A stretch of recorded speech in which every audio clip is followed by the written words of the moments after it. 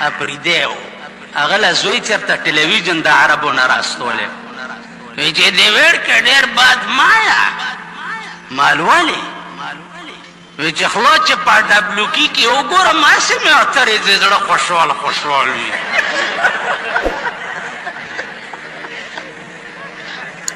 دا ولې دومره غټ شوی دی اوټ بیک اوټ کلوجه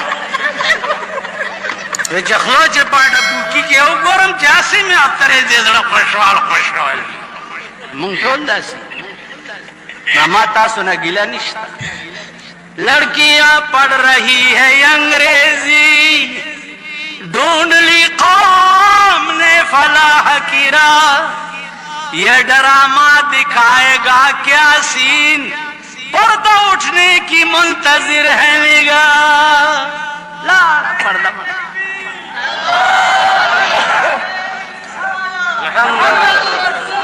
لاڑا حیا لاڑا شرم لاڑو غیرت لاڑو ایمان لاړو زه تاسو ته په ایمان وایم او بیا درته په ایمان وایم په دې سیول کوارټرو جومات کې یو بزرګ راغلی 163 سال د هغې عمر 163 سال هغه ته دا علم چې قبر ته ودرېږي او مراقبه وکړي نو د مړي حال ورته پته ولګي چې دې مړي باندې لاندې څه چل دی ما د شپې په 10 بجې دا ټایم ورته ویلی چې جي ما ته هم د یو قبر کشف وکړئ ویل ښه مالا ویل راځه لاس نه یې ونیوم او هدیرې ته یې راوستم خو چې مراقبه یې وکړه ما ته وایي چې بچیا مړی خو درته خیم خو په دې هدیره ټوله کې داسې مړی نشته چې ته یې وګورې او دې خوشحال شي ویل دا ټوله هدیره مړي په قبرونو کې ناست دي او غوښې ترې غوڅېږي لګیا دي ګبراو شوم او وتښتېدم په یو منډه مې کور ته ځان ورسول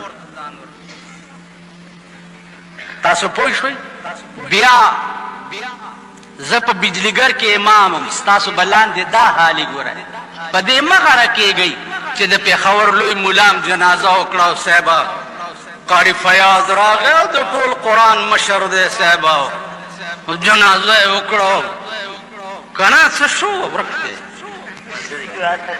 بہادر کے لگی کتے جنازه وکړو بجلیګر مولا راغی وروره جنازه وکړو پې تقریر یې وکړو پله زما دې په خدای قسمي په خدای لوی ملا خو پرېږده بله لنډه یو چل درته وښیم تاسو ټولو جنازې کړي دي چا چې د مړو جنازه کړې لاس اوچت کړي تا خو یو ګوته اوچته کړه یو جنازه دې کړې ده ووایئ کلمه چې تاسو کمې جنازې صف کې ولاړ وئ دې ځای کې نری غوندې درد شوی و چې خدای دې مړي سره به بېګاله څه چل کېږي نو مو یا مردود ته نه فیت یا نه درود دا مړي بیړه غرقه شوه که نه امام له قرآن ورکه امام له و استاذ چې ته دې کټ ته ولاړ وي او تا الله اکبر الله اکبر وي دې ځای کې دې درد شوی و چې خدای زه ننواتې باندې راغلی یم او جرګه درته کوم او په جرګه مې دا ټول قوم درته ودرولی دی چې ده سره بېګاله مهرباني وکړه چې دا شی د دې امام په زړه کې م راغلی دی که نه وایي په ایمان راځي نو لاړو بیړه یې غر که نه د مړي که نه جنازه دې م خواره د کور دې وران شه جنازه دې م لاړه غرقه شوه او لاندې به دې دا حالي زه په بجلیګر کې امام وم یو سړی مړ شو چې مړ شو د هغه کار څه د هغه کار دا و چې هغه به ښځې سپلای کولې چې مړ شو ښخ شو 18 ورځې پسې کلیوال راغی ویل مونږ یې وباسو کلي ته یې وړو مال پرې دی مې وباسي او ګناه ده ویل نه جي ته څه مه وایه ما زه څه کومه نوتیا دیره کې خښ کړی زم په سیکل سور شوم ورپسې لاړم چې قبر یې را پرانیستو او خښته یې را لرې کړه په خدای باور وکئ او بیا په خدای باور وکئ چې دومره لړمان ترې راووتل د قبر نه او دومره ویښته وکړې او داسې ګونګټان راووته د قبر نه چې یو غرار جوړ شو لکه جټ جاز چې سور جوړ د هغې زر خښته وروغورځول او پاسې راټوپ کو خاورې پې ور واچولې خبره یو رایاده شوه ګنده خبره ده خو کومې خدای مې دې معاف کړي روژه ده یو خارې او پښتو زده کوله یو پښتون ته یې ووایي چې پښتو زده کوم او څوک راته ښیي نه هغه ویل زه یې درته ښیم ویل ښه ما ته وښیه مندس نه هغه ویل ډونبی ټکی دا زده که چې څوک نشته چې ما ټوکری کړي څوک نشته خارې لګیا دی که څوک نشته که ما ته ټوکری وکړي څوک نشته که ما ته ټوکری وکړي خلکو ورته ویل دا څه کوې ویل پښتو سیک نه وانه څوک نشته که ما ته ټوکری وکړي 24 ګنټې لګیا او دا لفظ یادول پاکستانیان وایي څوک نشته چې مونږ ټوکری کړي که امریکایي او که جان میجر او که چینی او که روس وي او خو چې مونږ ټوکری کړي مونږ خپل سفیران ډېر ټوکری توب ته استو نالت په داسې ملک په داسې بې حیا او بې غیرته قوم نو تاسو هم چې اوس چېرته شنه چیرړه وګورئ که نه دا سړه پړه داسې وارخطا شي او ورمنډه کوي ورته وایه چې څوک نشته چې ما ټوکری کړي ما به وزیر صاحب ټوکری نه کړي تاسو واخئ عزیزانو ستاسو زړونو کې خدای نشته د چاړه کې چې خدای راشي د بل چا بل څوک ړه نه باسي که نه باسي بل څوک نه باسي ړه اوس تاسو خو په ایمان درته یم عشق مشق نه دی کړی که نه ما نه پې پوهېږئ درته هلکوالي کې مین شوی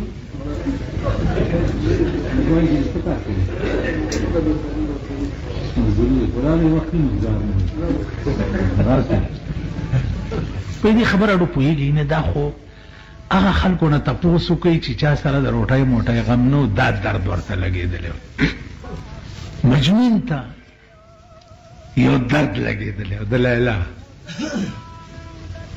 پلار بوتلو کعبې ته وی دا کعبه ده طواف ته وکړه چې خدای دې ګناه معاف کړي کعبې نه تاوېدو و چکری ووهل دعا کوي پلار ورته دعا وکړه وی الهی تبت من کل المعاصی الهی تبت من کل المعاصی ولكن عشق لیلا لا اتوب اے خدایا د ټولو گناهونو نه مې دې توبه وي لیکن ولكن عشق لیلا لا اتوب د لیلا د عشق نه مې دې توبه نه ای زما په زړه کې ځای کړی لیلا بادشاہ ځان ته پیش کړه چې از دیگر خوبان تو افزون لیستی ته خو د نورو معشوقونه ډېره ښایسته هم دی دا مخ دا سړی دې ولې لیونی کړی دی لیلا ورته څه وایي گفت خاموش چون تو مجنون نیستی چپ پاگل ته مجنون نہیں دیده مجنون اگر بوده تو را هر دو عالم بے خطر بوده تو را کتا د مجنون په سترګو ماته وکړه دنیا کې به سرفراز هغه سترګو راته وګوره تاسو خیال مجنون ته پته ولګېده چې زما په سر بادشاه سره لیلا خوله وواله بادشاه سره بادشاه ته به وایي څوک چې گفت خاموش و به وایي نو الله که سپۍ ته ووایي چې خاموش سپۍ دې ودرېږه قانون دې لاس کې واغستو سړی نړه بوټو دي شاید که څه قانون مې لاس کې واغ سپیته ونه چې گفت خاموش چون تو مجنون نیستی. لیلا وا کنه هغه ته یو درد لګېدل او د بل درد هغه څه پروا لرله. مجنون ته پته ولګېده چې ستا په سر بادشاہ سره لیلا باسو. مجنون وی چې گفت مجنو گر ہمارو اے زمین ہر زمان بل من کو نندے آفرین من نہ گویم آفرین ہیچ کس مدح مندشنا میں لیلا باد بس. کدا د زمکه په سر ټوله دنیا را باندې آفرین وای والله کمه په پرواشتا زما آفرین د لیلا کنزل دی. درد یو ډکی مجنون د شپې خدای دا ولی غرق شو تباش د لیلا درد پړه کې ولی راچولې. دا ولی आवाज ورته د اسمان نه وشو چې مجنونه ته په لیلا مین نه د لیلا په مخ کې زما د حسن چمک دی نو ته په حقیقت کې په ما مین په لیلا مین نه. اوس دینا پس ته چې په خوب کې هم د شپې لیلا आवाज وکې نو دا لیلا نه دا الله आवाज دا مال خوند راکړي. نو عزیزانو مولانا روم وی چې شاد باش اے عشق خوش سودائے ما شاد باش اے عشق خوش سودائے ما اے طبیب جملہ علت ہائے ما. خوشحالہ اسے اے پا عشق کے ڈیر خے سودا زما اے طبیب جملہ علت ہائے ما. ته چراله د ټولو مرزونو علاج وګرځي دي یو سودا دا د ټولو بیمارو علاج. نو عزیزانو زمونږ زړه د خدای کور نه دی زمونږ زړه د ښځې کور دی د زوی کور دی د دولت کور دی د روټۍ کور دی د اقتدار کور دی د منبرۍ کور دی مړه خو د آرامتوبونو کور دی زمونږ زړه د شیطانت کور د ابلیستوب کور. تاسو د دې ټولو خلکو د چهرو ته وګورئ د هر سړي د شکل ته وګوره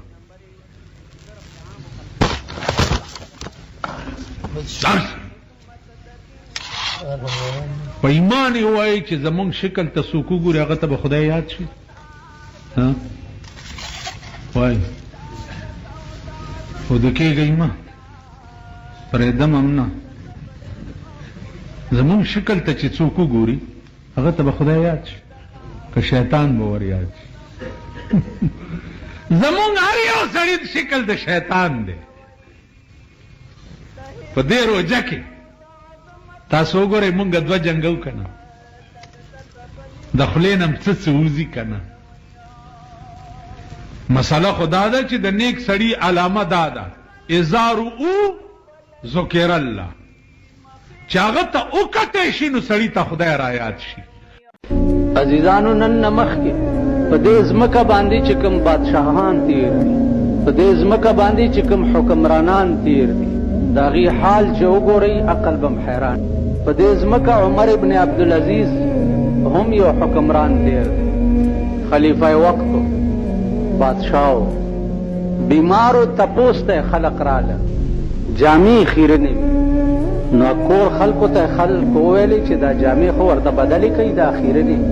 بیبي ته چې خبره وشوه نو بیبي ویلې په خدای مې دې قسمي که د بله جوړه شته نو زه څه ور واغوندم. امیر المؤمنین دی بادشاہ دی بله جوړه یې نشته. اوس دا د چا عقل کې راځي چې د امیر المؤمنین او د بادشاہ دی یعنی دویمه جوړه جامې ني د وینځلو به څه چل کولو وینځلو به دا چل کولو چې سهار مونځ به وشو نو هغې نه بعد به د صادر نه لنګ ووالو په کوټه کې به ناستو دا جامې به ورته ټبر ووینځلې خو چې وچې به شوې نو ماسپښین ته به بیا واغوستې. اوس دا سړی چې څه وخت کې وفات شو جنازه یې اوچته شوه. قبر د پاسه چې څه وخت کې کټ کېښو، د اسمان نه یو وریځ راله او هغه وریځ یې د دې په دې سینه را ټیټه شوه او بیا لاړه. په دې سینه یې ورته یو کاغذ کې، هغه کاغذ چې خلکو را واغستو نو په هغې کې لیکلي چې بسم الله الرحمن الرحیم امان من الله لعمر ابن عبدالعزیز. عمر ابن عبدالعزیز ته د خښېدو نه مخکې نجات وشو.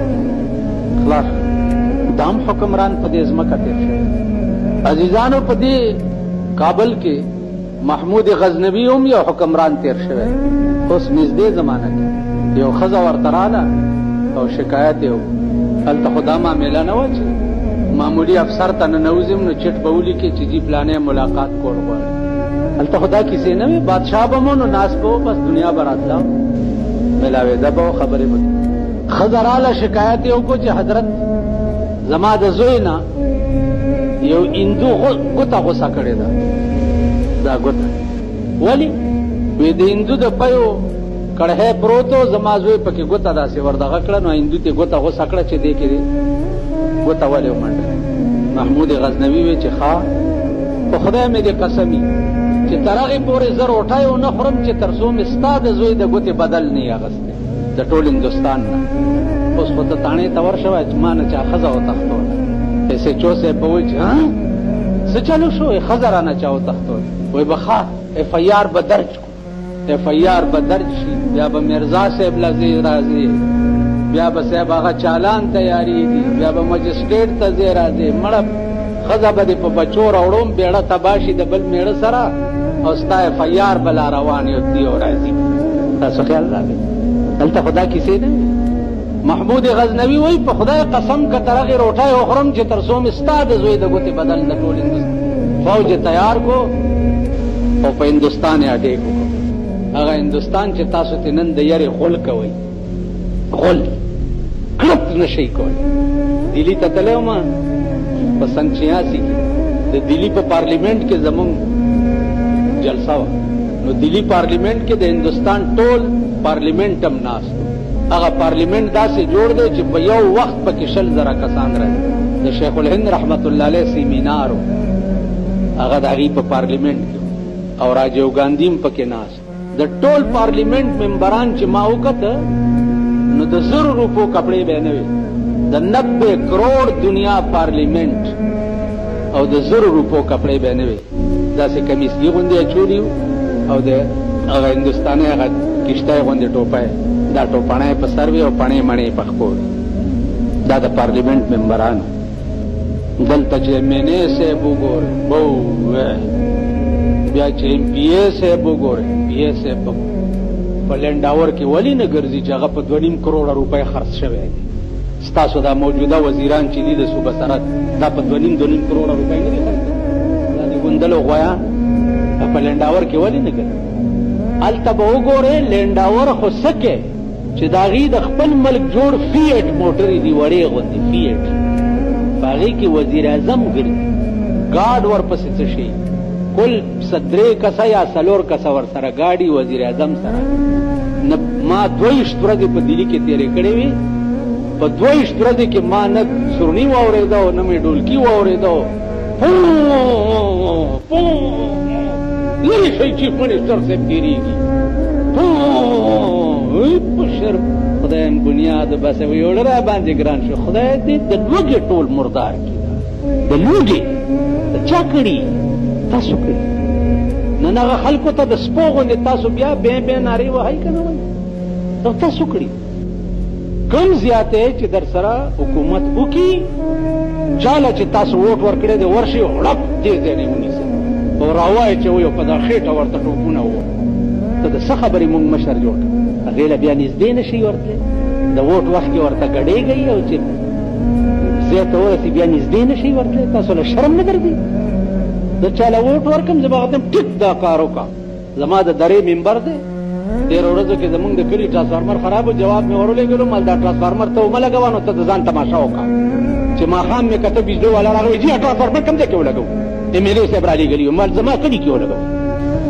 دا داسې پخواني ما درته زه به څه یاد وم. حضرت عمر په منبر ولاړ دی او کمیس یې اوږد دی.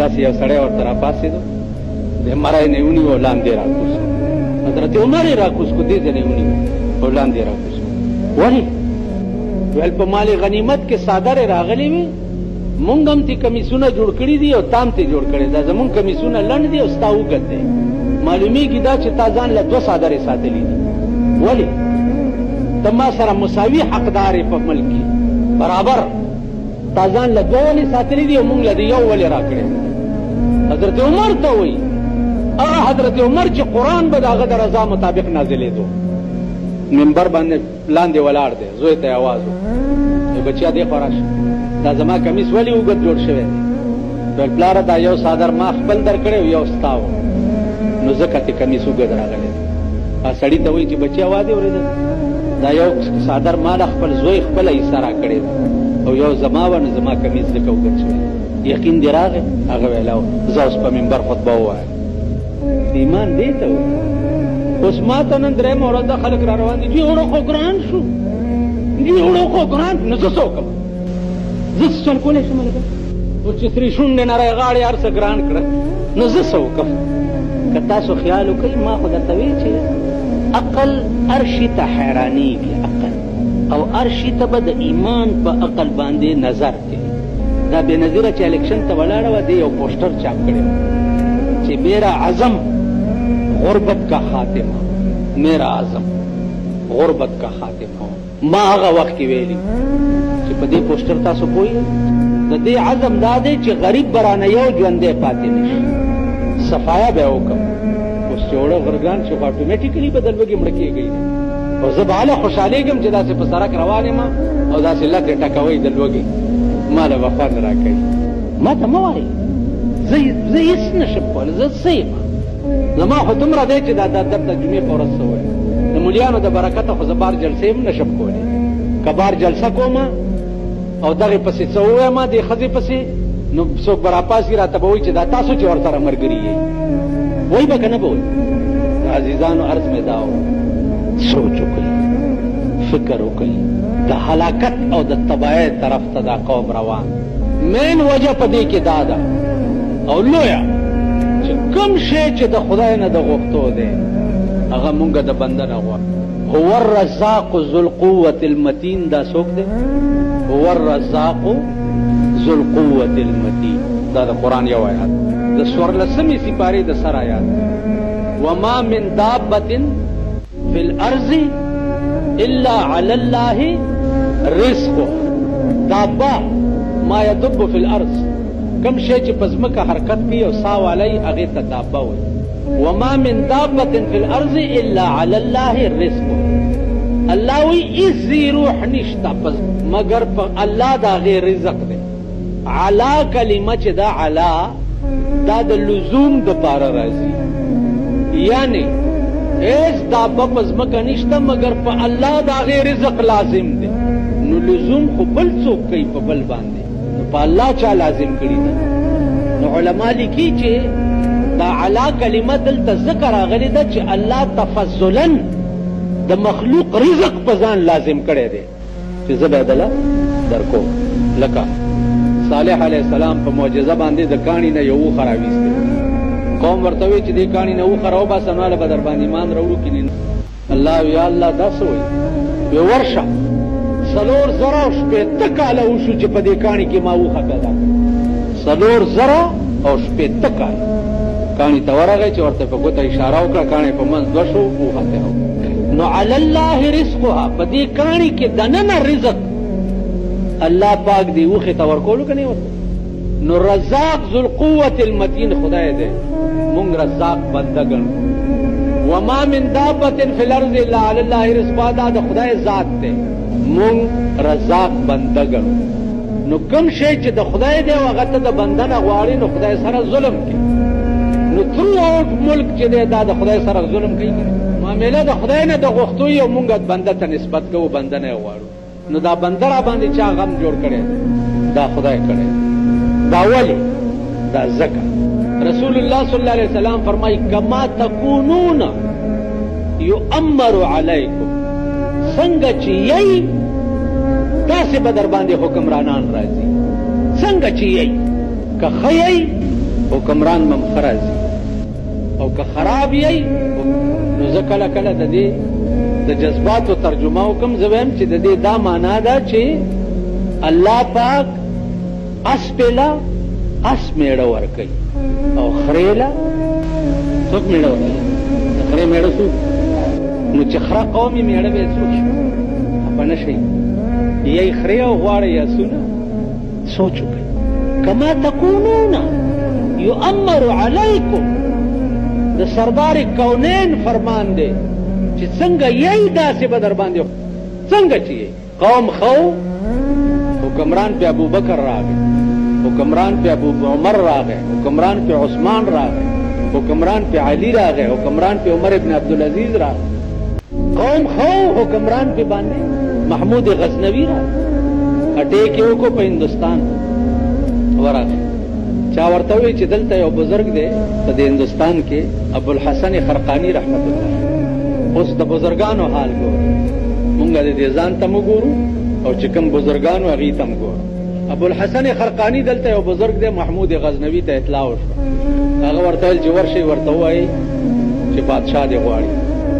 ابو الحسن خرقانی ورته وی چې بادشاہ ته وایي چې زوزګار نه زوزګار تاسو په ایمان وایي چې اوس په پاکستان کې داسې بزرګ در تخکاری چې دا صدر لغاری وغواړي او دی ورته وایي چې زوزګار نه شته.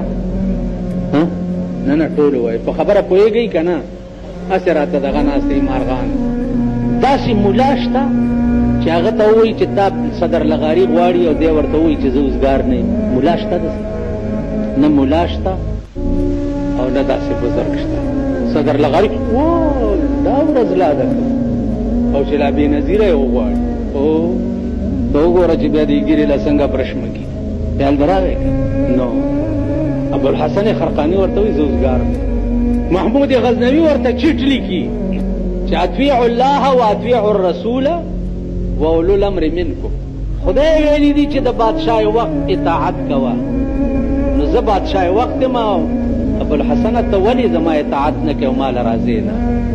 هغه چې د آیات وکتو نو په شای ورته ولیکل، ورته وایي چې بادشاہ قبله عالم په دې آیات کې وګوره ترتیب دی. اول اطیعوا الله دی، بیا اطیعوا الرسول دی، رستو درېمه درجه کې اولو الامر دی. نو زه د لا خدای تابعدارۍ نه مزګار شوی دی یم، ته خو په درېمه درجه کې تماشه کوه. محمود غزنوي له چې دا خط ورغی نو په خپله را روان شو چې دا واقعي چې راغی ورننوتو خلک ورته ویل صاحب بادشاه راغی. هغه ویل ټیک ده راځي. ابوالحسن خرقاني په ناستې والا لاس ور پانسې دور. اوس د اوقافو وزیر چې مونږ له راشي نو ملیانو ورته ګنټې په لاس نیولي او ورته ولاړي او ورچه یې په غاړه کې. ځکه د هغه په سومبۍ کې نور څه سوا د مال نه د پیسو درکې پکې که نه. خیال دې راغی؟ ملیانو ورته د ګلونو ګنټې نیولي او په غاړه کې ورچې چې په خیر دې قدمونه چې لږه ډېره مهرباني را سره اندازه کوه. ابوالحسن خرقاني ورته پانسې په ناستې لاس څنګه راغلی؟ وی چې زه په سومنات باندې حملې کولو ته راغلی. سومنات د تمام هندوستان لوی خدای و او لوی بوت و. ابوالحسن خرقاني ورته شروع شو، تقریر یې ورته وکړو او بیا یې وله خپله خلقه ورکړه. وی چې په کومه ورځ په سومنات حمله کې دا خلقه واغونده او 2 رکعته نفل وکړه الله به دې کامیاب. چې محمود غزنوي روان شو نو ابوالحسن خرقاني ورته پاسېدو او لاس یې ورکړو. نو محمود غزنوي لاس ونیو. وی صاحب چې زه رالم نو ته ماته پانسېدې زه مېلمه وم او چې ځمه نو راته پاسېدې. وی ته چې رالې ځکه درته پانسېدم چې ستا په سر کې د بادشاهۍ نشه وه. نو دا مې درته ثابتوله چې ستا د بادشاهۍ نشه داسې خلق په دې ځمکه شته چې په یو کنجک هم نه وي. ویل نو اوس ولې پاسېدې چې زه ځمه؟ ویلو ځکه پاسېدم چې زما په تقریر تانم ما غوندې فقیر د بادشاهۍ نشه دې د سر نه ووته. نو اوس درته ځکه پاسېد. خلقه یې واغوسته 2 رکعته نفل یې وکړو په سومنات یې حمله وکړه. داسې حمله یې وکړه چې تمام هندوستان ورته راغی چې څه غواړې درکوو خو دا زمونږ خدای مه وړه. هغه سومنات بوت په خېټه کې تمام هیرې او جواهرات ډک او د سومنات دروازې کابل ته راوړې وې. بیا د کابل بزرګانو هغه هندوستان ته بیا واپس کړی.